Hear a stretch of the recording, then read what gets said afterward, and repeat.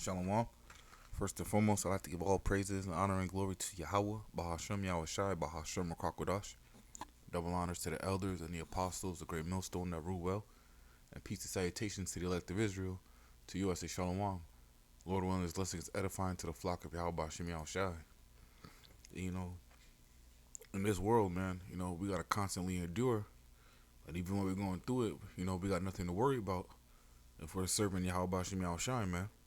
Right? Because the Lord's not going to leave us confounded in our captivity, right? All throughout the scriptures is written how the Lord will defend us, how the Lord will fight for us, all right? And through the Spirit, Lord willing, I could pull out some precepts proving that, man. All right? This is Romans chapter 8 and verse 31.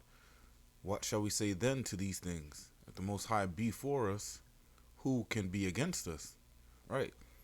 If Yahweh Bashim Yahushai is for us, then what force, what nation could go against us if we have the Almighty with us, man? All right? If we have the Most High with us, man, and His only begotten Son. All right?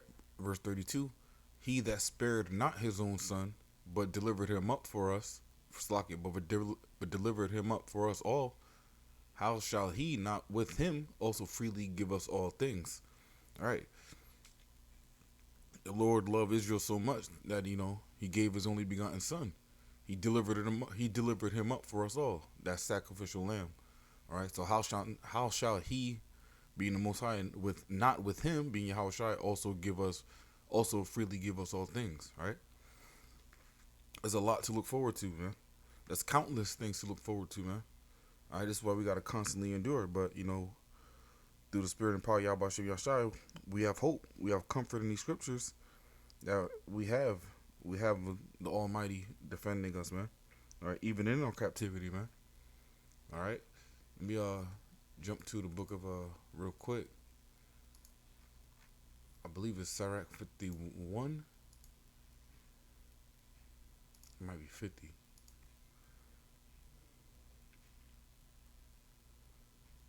Salakia.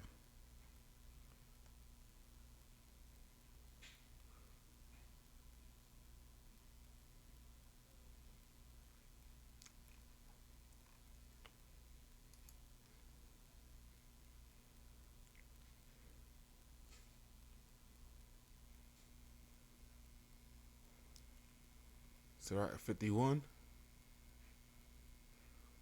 Sirach 51 and 8. Then thought I upon thy mercy, O Lord, and upon thy acts of old, how thou deliverest such as wait for thee, and savest them out of the hands of the enemies. All right.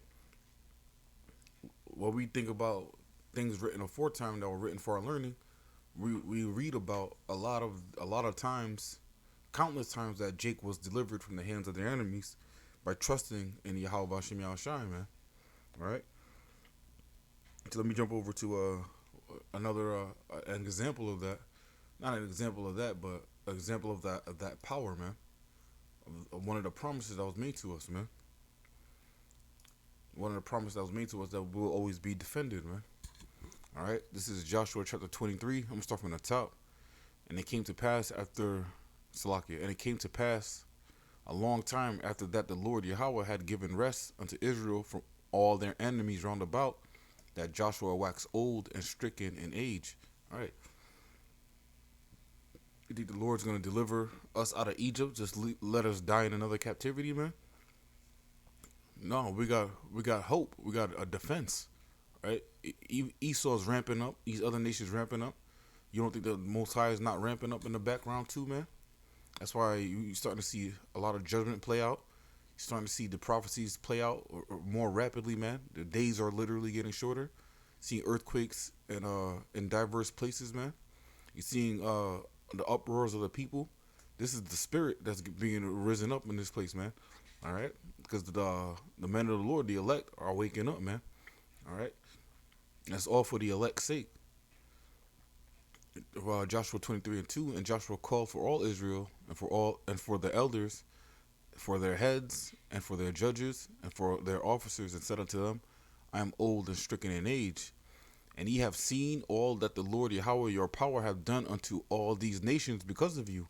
For the Lord Yahweh your power is he that hath fought for you. Right.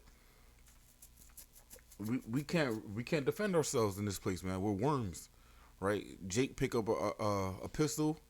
Esau grab a AK-47. Jake grab an AK-47. Esau grab a rocket launcher. Jake grab a rocket launcher. Esau grab a tank. You don't see Jake's with tanks, man. All right. Esau goes beyond tanks. He has fighter jets, nuclear missiles. Right. So Jake can't take up arms and fight against their enemies, man. It's really through the spirit and power of Yahweh Shem Yashai that we have to fight our enemies, man. Everything that we ever tried has come to naught, man. Everything that we ever tried outside of serving the Lord to redeem us of our captivity has come to naught, man. All right? Because you're fighting the enemy that the Lord put over you. So by you grabbing carnal weapons to fight your enemies, you're really fighting the Lord, right? Because he put them over you because you wouldn't follow him. So in order to get them off your back, you got to follow the Lord, man. It's really a simple equation, all right? But Jake is hard-headed, man. They like doing the same things over and over, man, and getting no different results, man. Having false prophets raised up for you, false leaders, swindlers, grifters. All this will come to naught as long as if you're not serving the Lord, man. Even these false camps out here, man. All right. Majority of Jake follow false camps. All right. And these people are set up to keep you in the bottom, man. But if you depend on Yahweh Bashim Yahushai, he's the one that's going to fight for you, as he has done in the past, multiple times. All right? Joshua 23:4, behold, I have divided unto you by lot these nations that remain, to be an inheritance for your tribes from Jordan, with all the nations that I have cut off, even unto the great sea westward. All right? The promised land. All right? There were people living in the promised land before, it was promised to Jake. All right? But, since the Lord promised it to us, all we have to do is follow his commandments, and he'll drive out our enemies before us, man. And our enemies is anybody outside of the nation of Israel, man. Because anybody outside of the nation of Israel isn't serving the Lord, man. They're serving their own gods. All right? Verse 6, be ye therefore very courageous to keep and to do all that is written in the book of the law of Moses, that ye turn not aside therefrom to the right hand or to the left. All right? That's it. That's all we got to do is do what we're told, man. That's the only thing we have to do is do what we're told. All right, but Jake wants to listen to everybody else except for Yahweh Yahushua, man. All right, they don't want to turn to the book of the law of Moses, man, or the books of Moses, man. They despise the law. But what happens if you turn your ear from the law, man? Proverbs 28:9. All right, verse 7. Joshua 23:7, that ye come not among these nations, these that remain among you, neither make mention of the name of their gods, nor cause to swear by them, neither serve them, nor buy yourselves unto them. All right, but Jake's still serving other gods till this day, man. But cleave unto the Lord Yahweh your power, as ye have done unto this day. For the Lord Yahweh Ba'ashim Yahushua hath driven out from you, Salakia. For the Lord Yahweh hath driven out from before you great nations and strong. But as for you, no man hath been able to stand before you until this day. Why is that, man? Because if the Lord is with us, who can be against us, man? All right? If the Lord is with us, who could be against us? No nation, no man, right? No entity, right? Could stand before us if the Lord is on our side, man. If the Lord is dealing with us, man. All right, verse 10, one man of you shall chase 1,000, for the Lord Yahweh your power, he it is that fighteth for you, as he hath promised you, man. All right, this is a promise, man. If we're do what we're told, right, and the Lord promised he'll be with us, man. He'll be by our side forever, man. And that seems like a fair deal to me. That seems more than a fair deal, man. Because what is the Lord getting in return?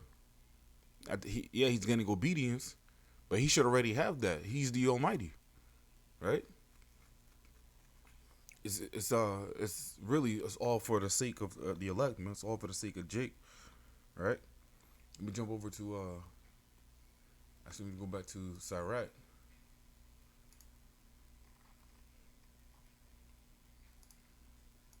Sirach chapter 4.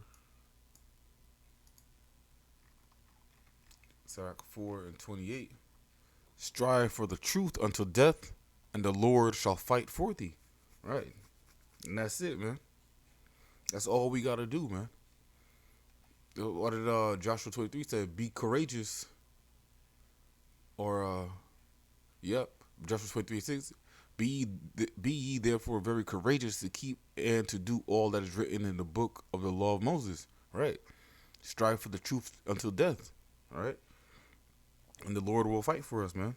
We're paraphrasing. All right. Let me jump over to the book of 2 Kings, chapter 6. 2 Kings 6, I'm starting at verse 8. And the king of Syria warred against Israel and took counsel with his servants, saying, in such a place shall be my camp. And the man of the Most High sent unto the king of Israel, saying, beware that thou pass not such a place, for thither the Syrians are come down. Right.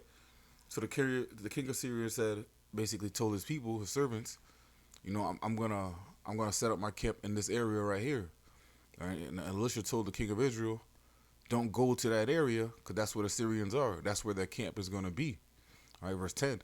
And the king of Israel sent to the place which the man of the Most High told him and warned him of, and saved himself there not once nor twice. All right. Therefore the heart of the king of Syria was sore troubled for this thing. And he called his servants and said unto them, will ye not show me which of us is for the king of Israel? All right, because the king of Syria basically told his servants only about where he's going to camp at. But the Lord put the spirit on Elisha to tell the king of Israel, but Elisha wasn't there present in that meeting, right? So now the king of Syria is thinking that there's spies among his group. So he's asking, which of you is for the king of Israel? Verse 12. And one of the servants said, none, my lord, O king, but Elisha, the prophet that is in Israel, telleth the king of Israel the words that thou speakest in thy bedchamber. Right. Let me go into that word bedchamber real quick, because I'm pretty sure it means bedroom, basically. Chamber, room, parlor, innermost or inward part within. An apartment, usually literal, chamber, innermost. Basically, it's basically a room deepest inside, man. All right. So this wasn't in a public area where the king of Syria told his servants where he's gonna camp at. But the Lord still told Elisha, man, even though Elisha was in Israel at the time. All right, verse 13. And he said, go and spy where he is, that I may send and fetch him. And it was told him, behold, he is in Dothan. Therefore sent he thither horses and chariots and a great host. And they came by night and compassed the city about. Now, host goes into armies. So you got to think about how great and massive this army was if it compassed the whole city, man. All right. He sent horses, chariots, and a great host, and they came by night and compassed the city about. All right. Verse 15. And when the servant of the man of the Most High was risen early and gone forth, behold, an host compassed the city both with horses and chariots. And his servant said unto him, alas, my master, how shall we do? All right. So early morning, Elisha's servant woke up and saw the city surrounded. Now he's asking him, what are we going to do? What do we do now? Verse 16, and he answered, fear not, for they that be with us are more than they that be with them. All right. Again, the Lord is with you, man. All right. The Lord will be with you if you are with him. All right. Verse 17, and Elisha prayed and said, Lord Yahweh, I pray thee, open his eyes that he may see. And the Lord opened his eyes of the young man. And the Lord opened the eyes of the young man, and he saw. And behold, the mountain was full of horses and chariots of fire round about Elisha. All right. So the Lord opened the eyes of the servant so he can see that, basically see what was there, Because scripture talks about how we can be careful how we entertain strangers, because we may entertain angels unawares, roughly paraphrasing. All right, but angels, could have cloaked themselves too. They could be invisible too, man. All right, because it talks about how he gives the angels charge over thee. So there's angels around you, even when you think you're in the dark, man. All right, if you're serving the Lord, you have literally guardian angels, man. All right, let me jump to Psalms 91 real quick. Damn, Slovakia.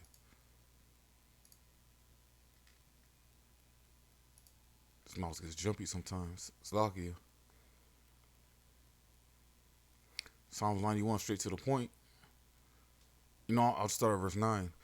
Psalms 91 and 9. Because thou hast made the Lord, which is my refuge, even the Most High, thy habitation, there shall no evil befall thee, neither shall any plague come nigh thy dwelling.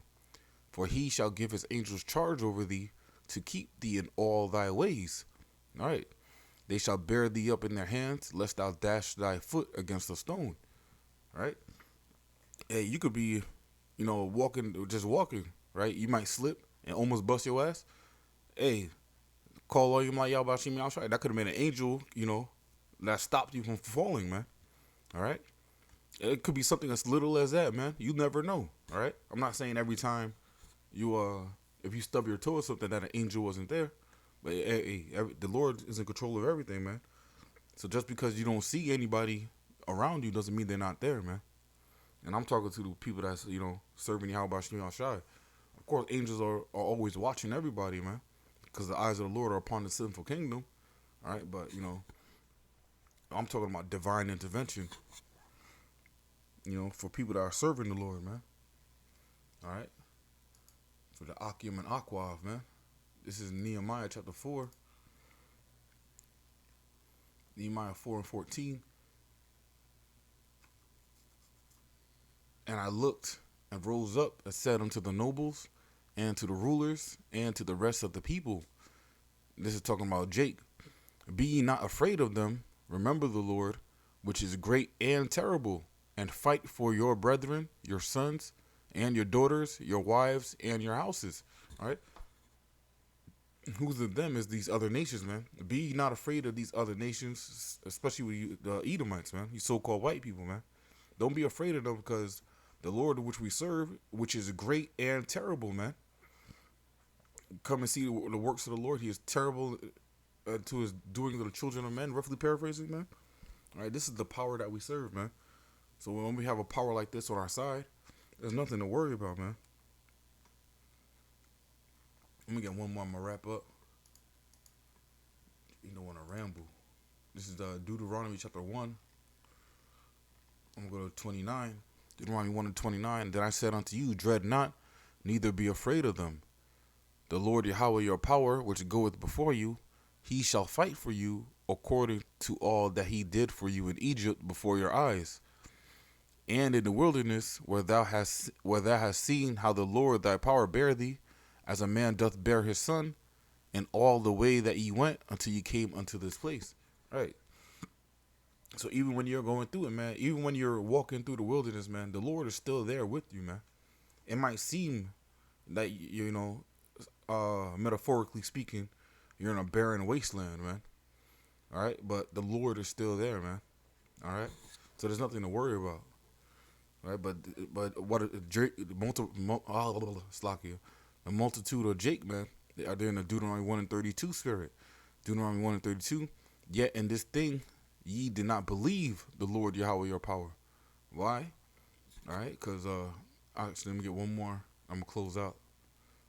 Lord willing. This is why they didn't believe, man. Hebrews 4 and 2. For unto us was the gospel preached as well as unto them. But the word preached did not profit them, not being mixed with faith in them that heard it. Right? Because you can read the Bible front to back, but if you don't hear these words of Yahweh Shemi Shai with faith, man, it's not gonna profit you, man. You just read it like it's a book instead of reading it like it's facts, man. All right. And when you read it as it's facts, that's basically understanding that It's real, man. That's what faith is, man. Faith is really believing, truly believing, man. All right. But I'm gonna wrap it up with that. Lord willing, this lesson was edifying. Again, I want to give all praise and honor and glory to Yahweh, Bahashem Yahweh Shai, Bahashem Rakakwadash. Double honors to the elders and the apostles of the great millstone that rule well. And peace and salutations to the elect of Israel. Until next time, we'll say Shalom and a bottle of ball.